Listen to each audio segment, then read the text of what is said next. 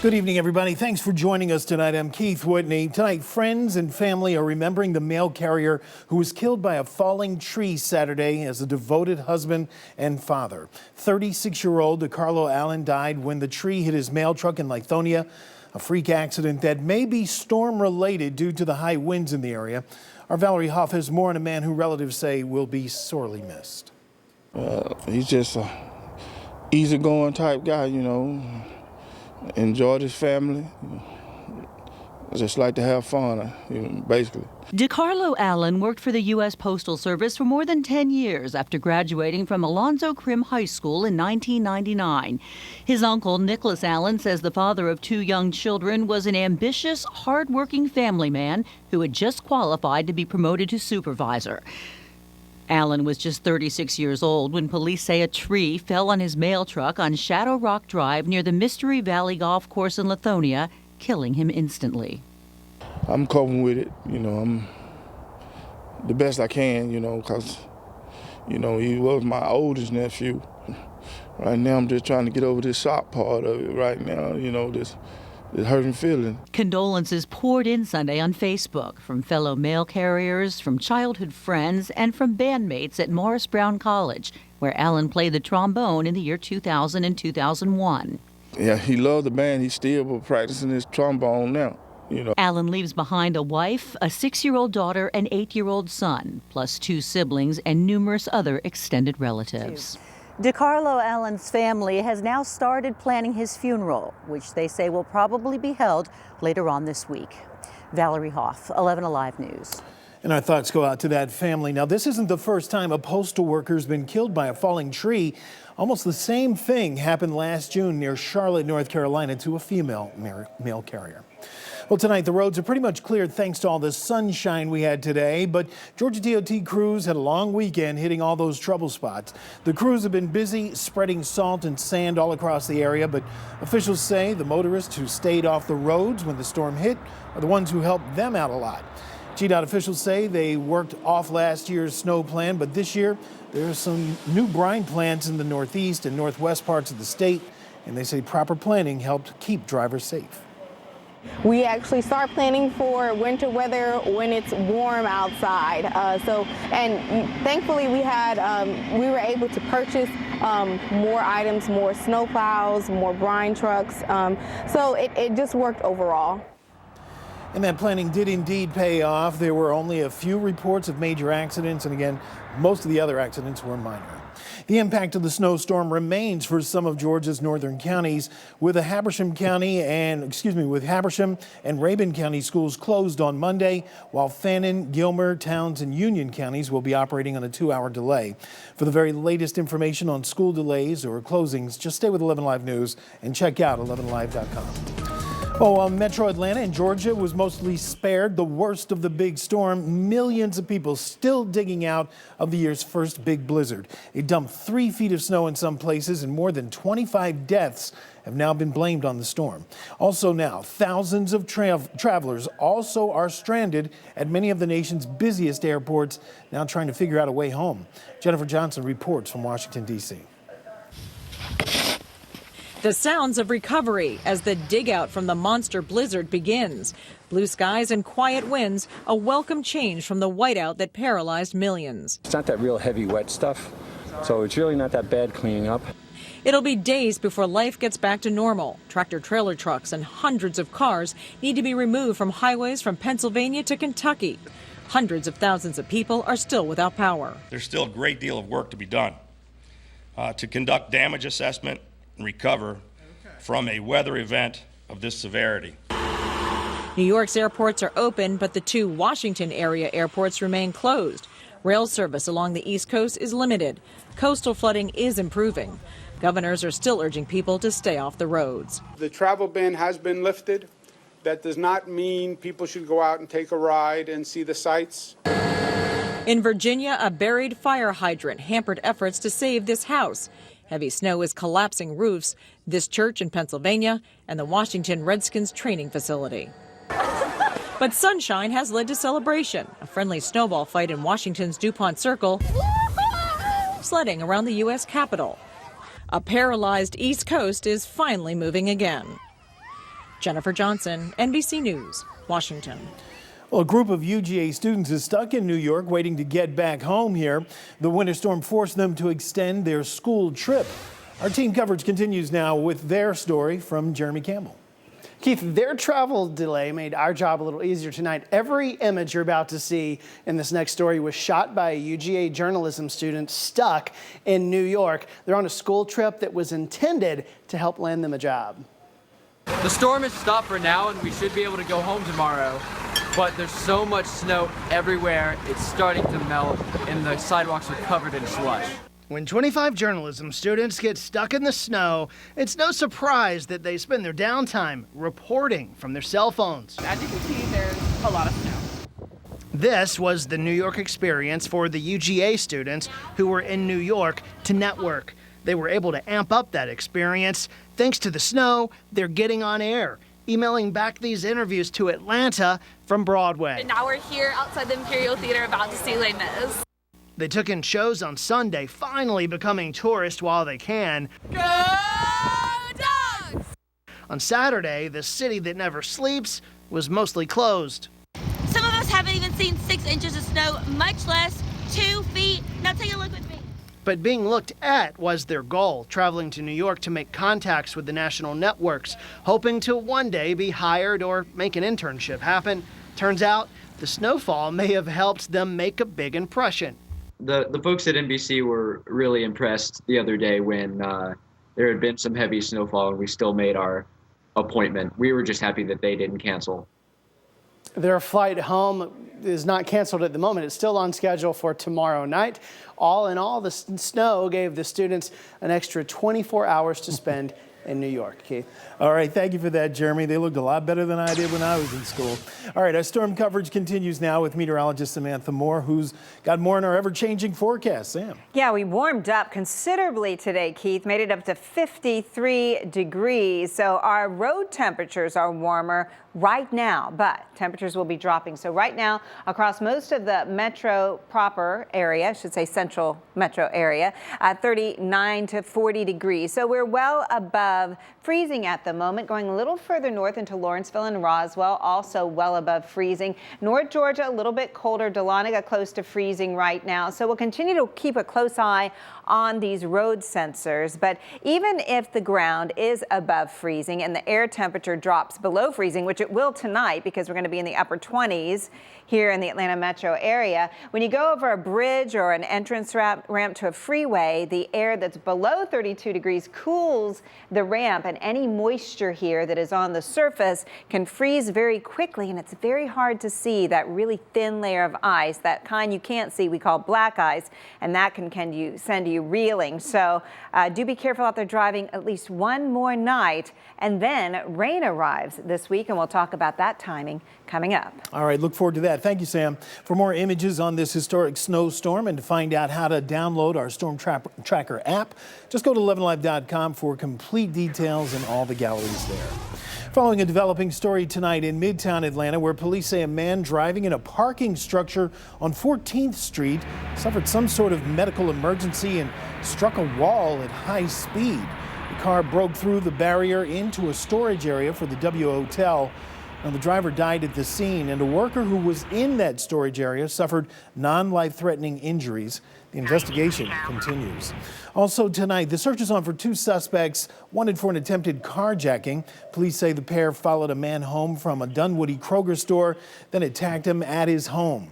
When police arrived, they found a man suffering from a gunshot wound. He was taken to Grady Hospital. We're told that his injuries, luckily, are non-life-threatening. Chamblee police need your help in finding the suspects in a crime there. They were initially driving a dark-colored truck, which they say left the scene. Actually, that's related to the same story there. If you have any information, you're asked to call police. We're still waiting for more details on a deadly weekend home invasion. It happened on Lanier Street late Friday night. When police arrived at the scene, they found 27-year-old Anthony Chalmers dead inside the home. Another gunshot victim was found in the home as well, and a third was discovered on the front porch. Those 2 were transported to Grady Hospital and at last check were in critical condition. No word yet on suspects, but we're told that they were in a newer model silver Mitsubishi. In other news now, Mexico's president confirmed that his country will seek to extradite drug kingpin Joaquin Guzman, aka El Chapo, to the United States as soon as possible. Speaking at the World Economic Forum in Davos, Switzerland, Enrique Peña Nieto said his government is pushing to speed up the move. Guzman was recaptured 2 weeks ago after his second escape from a Mexican maximum security prison. He's wanted in the U.S. on an array of charges, including drug trafficking, but attorneys say it could take years for that extradition process to actually go through. All right, coming up on 11 Alive News at 10, a major earthquake hits Alaska. Now residents want to know how long those aftershocks are going to continue. And with just 1 week to go before the Iowa caucuses, politics heating up despite the cold weather. And believe it or not, it's already time to start prepping for this year's AJC Peachtree Road Race. The T-shirt contest is now going on and runs through February 5th. You can submit your own design for consideration, and if it's chosen, it'll be featured on those race day shirts. Plus, you'll get $1,000 to boot. We've got all the details coming up on 11live.com. Just search Peachtree Road Race. We'll be right back.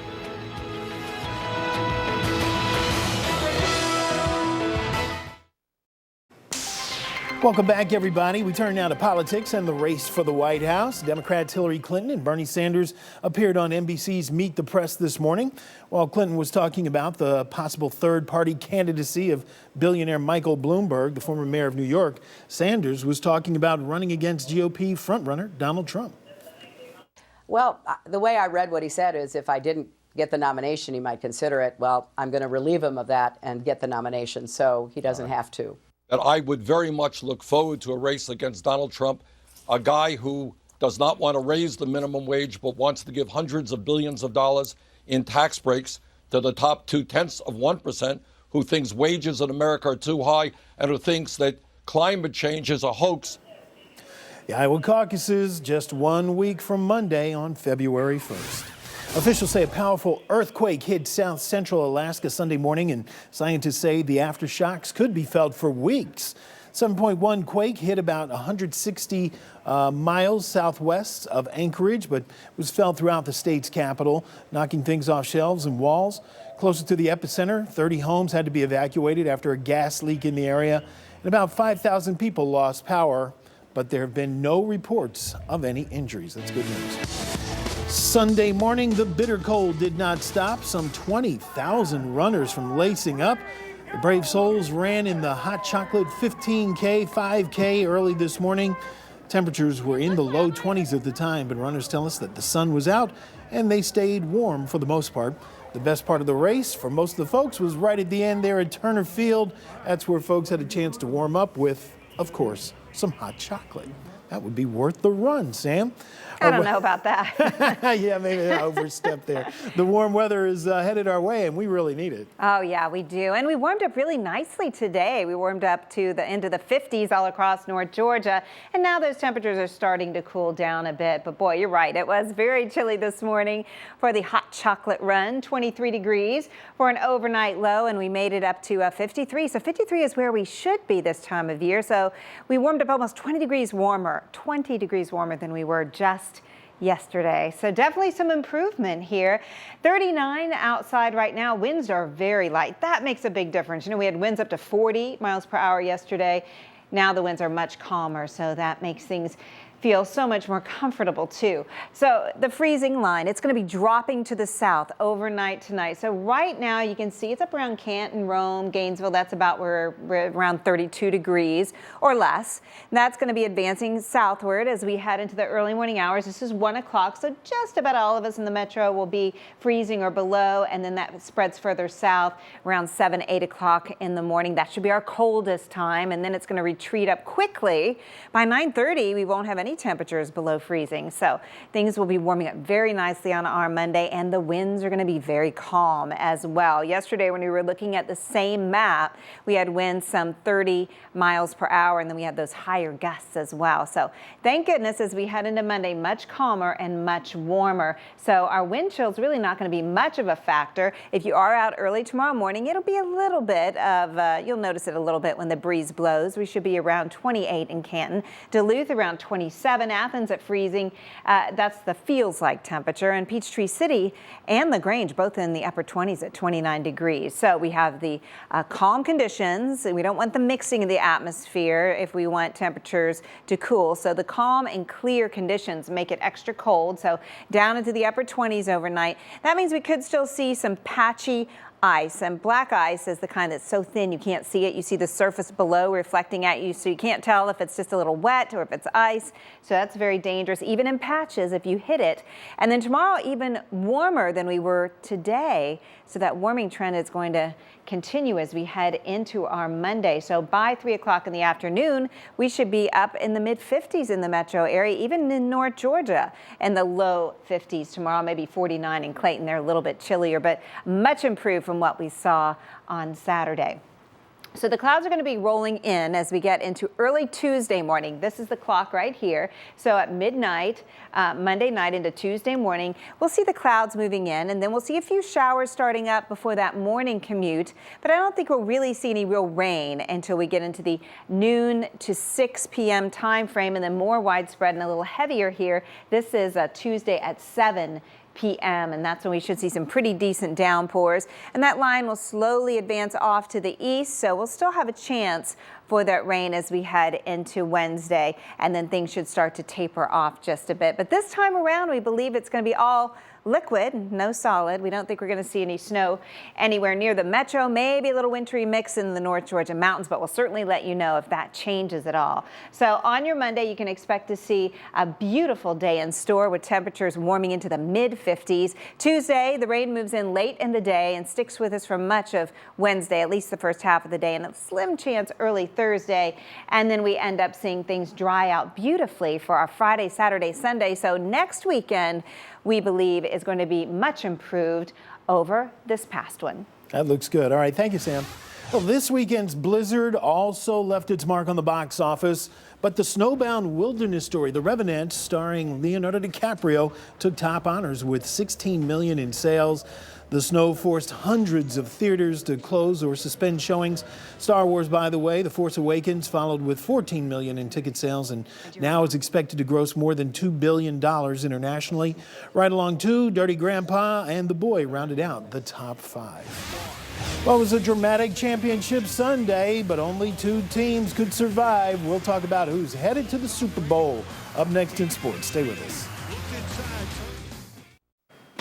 What a championship Sunday. At the beginning of the season, the Denver Broncos weren't even in the conversation as a Super Bowl contender. Peyton Manning, dealing with the injuries, out for 6 weeks, and amid HGH allegations, finds his way back to another Super Bowl. 17th time these two guys faced each other, Peyton Manning and Tom Brady. The Broncos defense deflating Tom Brady early, just causing all kinds of havoc, showing a variety of coverages. And you know what happens when you have good pressure. That leads to interceptions. Brady picked off twice, this time by Von Miller. And Manning cashing in finds Owen Daniels in the end zone, 1 of 2 for Daniels in this game. But Brady has us on the edge of our seats in the fourth quarter, down by 8 hits. Rob Gronkowski in the back of the end zone. So the Pats have to go for 2, but the pass tipped and picked off by Bradley Roby. It seems like it's over. Patriots would go for an onside kick recovered by Denver. Yeah, Peyton Manning is heading to his 4th Super Bowl, 2018. Here's Coach Gary Kubiak on his QB. He worked hard to get back, and I knew about 3 weeks ago or 4 weeks ago through a discussion we had that he was ready to come back and lead this football team, and he's done a tremendous job. All right, Cam Newton and the NFL's MVP and the Panthers hosting the NFC Championship for the first time in franchise history, and they get it done 49-15 over the Cardinals. It was a big one for the Carolina Panthers. The second time they will be heading to the Super Bowl. All right, let's keep moving on here. While unfortunately the Falcons have watched the NFC Championship from home, they are also using this time to make some coaching changes. The NFL Network is reporting assistant head coach Raheem Morris will take over the wide receivers positions after the departure of Terry Robisky. An interesting move since much of Morris's background is on defense. Also, there is a report that the Falcons have hired Jerome Henderson to become the pass defense coordinator. The road isn't easy out west for the Hawks. The fourth quarter rallies have made for good television, but the Hawks simply just can't find themselves down to sub-500 teams in the first place. The Hawks' most recent trip against the Phoenix Suns, who had previously lost their last 15 of 16 games, but after another fourth quarter thriller left the Hawks on the wrong side, well, you know, things just have to be frustrating. Even as bad as we played, a couple plays go the other way very easily could have happened, and you know, we're feeling a lot better in the locker room. That's the life of the NBA, you know. But I think just as a whole, you know, we just have to decide that we want to be a great team. All right, the Hawks have one more on the road at Denver before they return to Phillips Arena on Wednesday to take on the Clippers. That's sports. We're back after the break.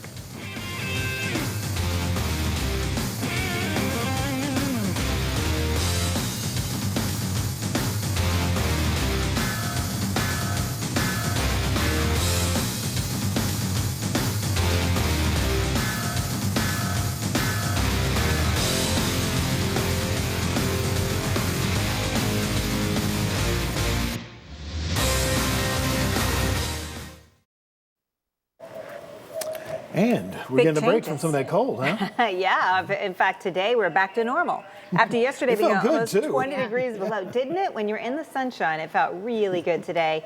Breezes have died down as well. So Monday is going to start out chilly again with the clear and calm conditions. We'll be down in the upper 20s, so below freezing. One more night tonight. Sunshine returns tomorrow, and we're in the mid-50s for tomorrow afternoon. And then it's even warmer on Tuesday, believe it or not, because of the southerly flow ahead of our next front. But that front will bring in the rain late Tuesday into Wednesday, possibly lingering into early Thursday. And that'll probably be the morning, early Thursday, to look in North Georgia for any wintry mix that could form. And look at next weekend. Right now, next weekend is looking fantabulous. Awesome. All right. Thank you, Sam and Kim. And as always, thank you for watching 11 Live News at 10. Remember, read about the breaking news and the weather when it happens. All you got to do, go to 11live.com. We'll see you tomorrow. Bye-bye.